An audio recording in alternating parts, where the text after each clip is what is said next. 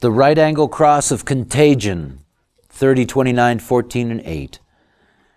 The clinging fire is the gate of the recognition of feelings. And it is the emotional clarity to establish a feeling or not. To be fixed on the feeling. And that is that feeling that opens up the possibility to engage in experience.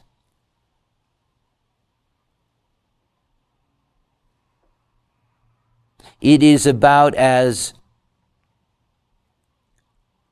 down to earth a gate, as earthy a gate, as fatalistic a gate as you'll meet. Mystically for me, this has always been the gate of the fates. You know, there's one spinning and there's...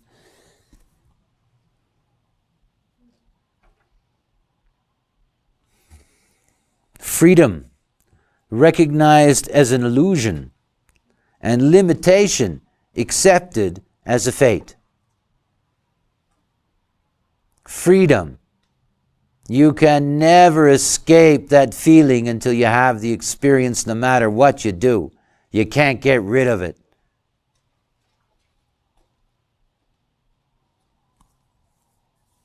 And limitation is a fate. To live the life of desire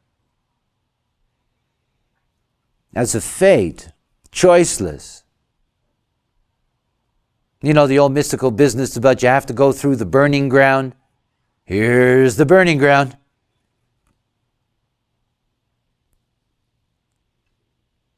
And what do you need for all of that? When we will step as a totality into the age of Aquarius, into the clinging fire, when we step into the burning field of desire, what do we require? Composure. Balance in the face of disorder. The disorder is the feeling in the wave. The sun exalted, very nice cross, the maximization of limitation in all cases. Stability through feelings no matter what the situation. This is not feelings as an uncomfortable obsession. This is just the capacity to carry the feeling regardless of the wave, waiting for that opportunity to unload the feeling by achieving the experience. Remember, you can never separate, this is very important for therapeutic work. You can never separate the feeling from the experience. All feelings are about experience, or the lack of it. All feelings. So when somebody says, I don't feel good, it is because of an experience or lack of experience that drives that. And of course, their lack of composure. This is cyclical after all. You will go through. That's the format of the abstract. Second line, pragmatism. This is the balance between extremes. This is finding a place in the feeling structure where one is comfortable. Now look, that can only happen outside of influence. In other words, the 32nd line inside their own house, inside their own little world, has found a way to balance their feelings. However, if you call them out, you trip them up. The sun exalted, an incarnation cross. The productive application of energy without wastage, not wasting energy on feelings. Now remember, the moment they're called out, that will be wastage. They will be distracted. They will be brought into a feeling experience about something else. It's generally a waste of energy. The proper use of energy is what this channel is all about. This is a channel about focused energy, a design of focused energy. You can't layer feelings on top of each other. It does not work. You have to deal with one feeling at a time. Otherwise, it becomes deeply neurotic and you start burning.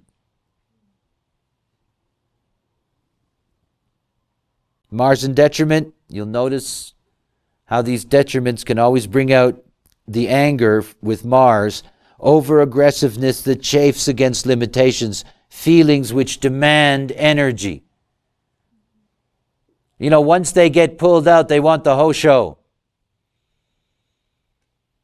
And because they get pulled out, and because others are always saying, you're the right one for that experience, that they can get very, very angry that they don't really get to release those feelings in an experience that's valid for them. This is a lower trigram. It has no transpersonal skills in an essentially social channel because it's collective.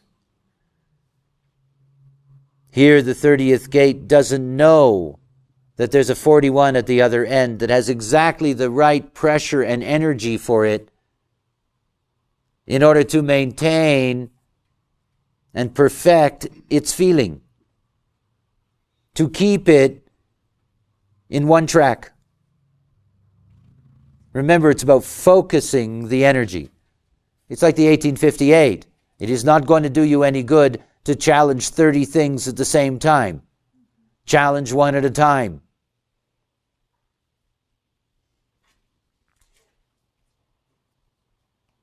The third line. It's a great line, by the way, this third line. That is as a deep philosophical line. It's called resignation, and it is the acceptance of what is. The third line has a feeling, bangs into others, doesn't necessarily get the opportunities to exercise that, to work that out, to have the experience, but at the same time is deeply accepting that that doesn't have to happen. And they have to learn this in life, that things are what they are. I mean, this is a no-choice line.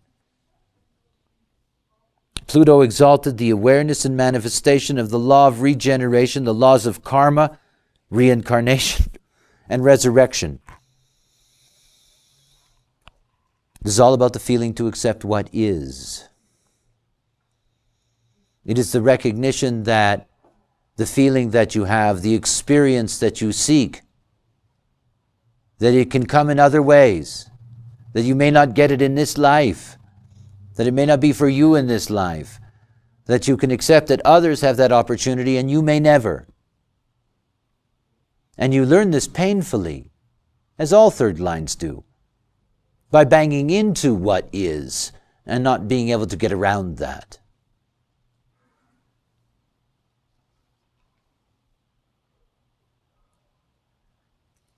The Jupiter in detriment is the tendency by its very knowledge to encourage or avoid despair. That is the positive or negative feelings which come with acceptance. And of course, this is very deep in our human process. That is, no choice can be beautiful and no choice can be ugly. It simply depends on your perspective.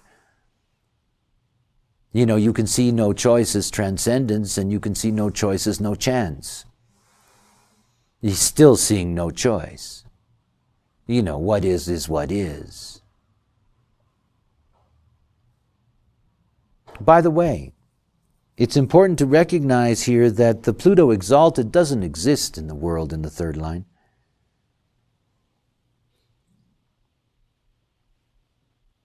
It hasn't existed in the world for a very long time, at least a couple of 100 years.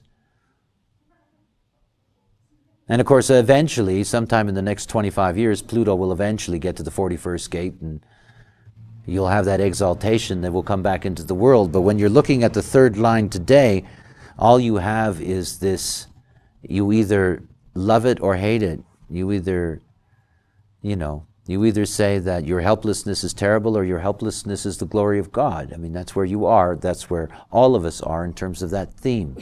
This 30th gate is deeply impacted by Plutonic generational movement, which means that it's very, very sensitive to Pluto, period. And that brings us to the upper trigram.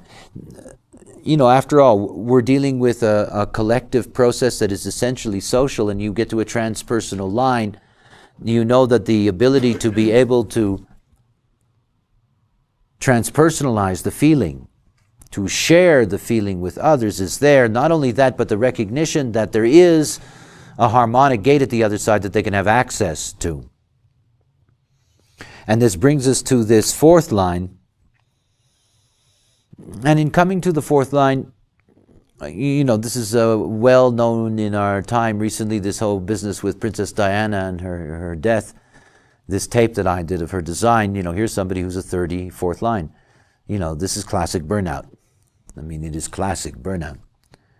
An unrealistic pace that begs misfortune.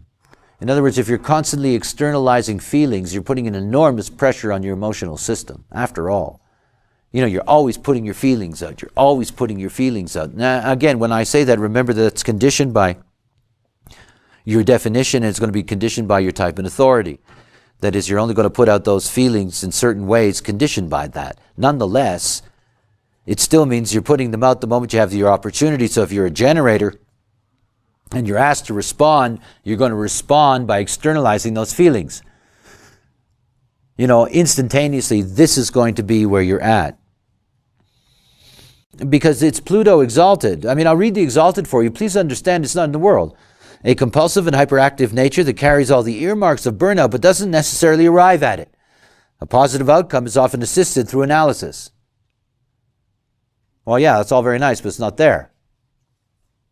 What's there is the Jupiterian detriment, uncontrollable expansion with the inevitable bursting of the bubble.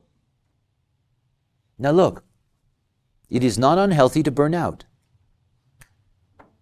It reminds me of this wonderful Highlander movie, this first Highlander, where there's this incredible monster freak in this scene inside of the church, and he does this great line. He says, "It's better to burn out than to fade away."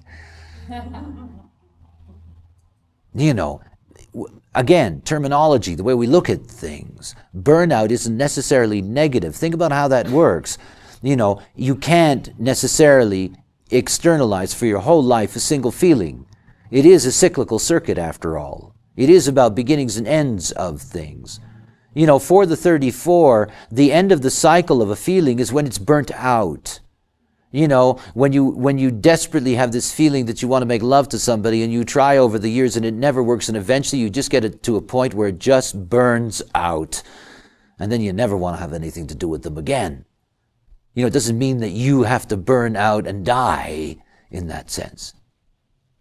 But what it does say is that the only way in which that burnout is going to be healthy for you as a process, and remember what happens is that you're burning out with your friends. Hey, it's fourth line. You know, this is all about friendship, and then you burn out your friends or you burn out the friendship. It just comes to an end through that process. And then the feeling is over. And that's healthy if you have entered into that correctly in the first place. In other words, the burnout is your ally. I mean, after all, nobody's chasing Diana anymore.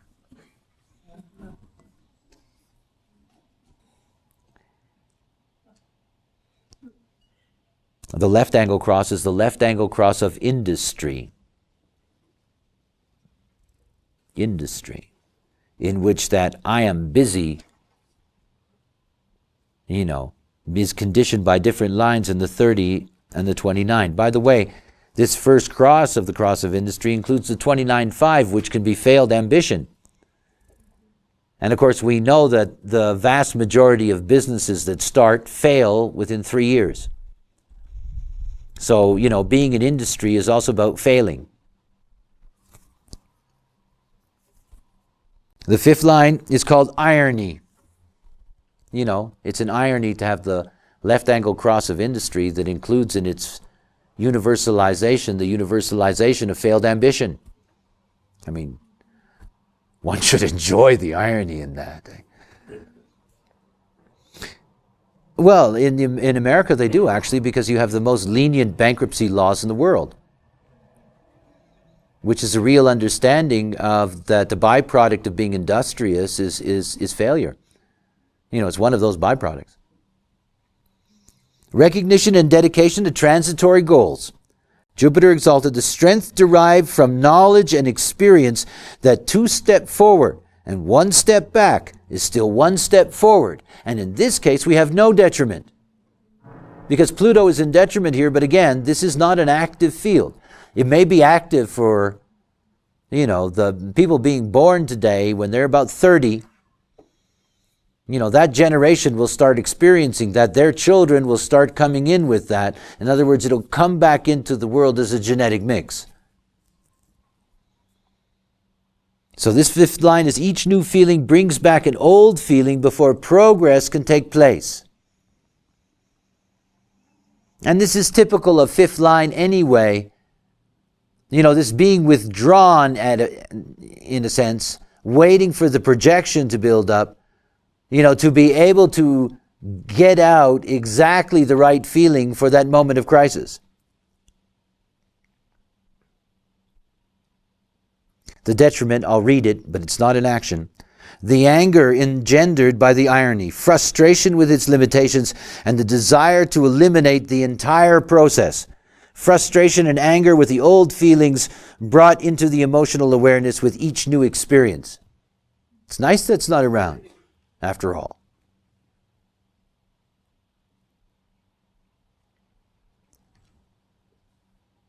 It's one of those things to think about, is that in 2027, when we have the change of the global configuration and we open up with the 55 and the 59 and the 2034, that it's going to have a lot of importance to take a look at these various gates and their lines and to see the potential that's in them when that veil starts lifting up. And of course, this 30th gate, because it's part of a stream that will never be aware, is that it will be very much uncomfortable with the individual emotional process that first displays the mutation. And of course, that time of frustration will be there, brought in by Pluto when that generation comes into the world.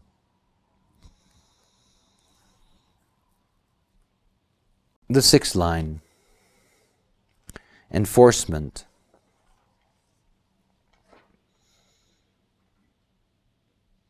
It is very, very difficult to handle feelings in your life unless you can come to grips with the way the emotional system works and you can really have the patience to wait out the wave.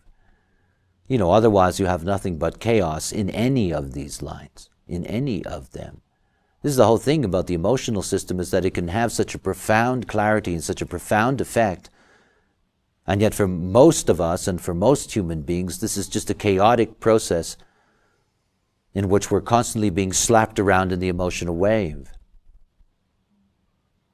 The resignation that is learned in the 3rd line phase, the resignation that things are what they are, and whether or not you can achieve the experience out of your feeling is something that's entirely determined by other forces far beyond your control.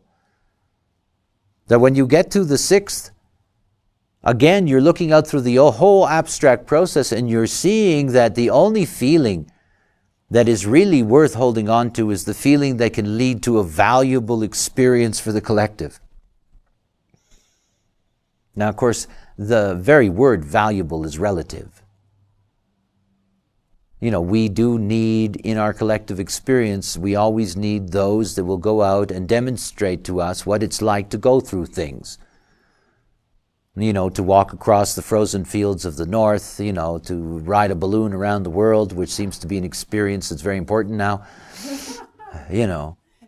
Just to get it done. Nobody's done it. Let's do it. Let's have the experience of see what it's all about. Let's all share in that experience.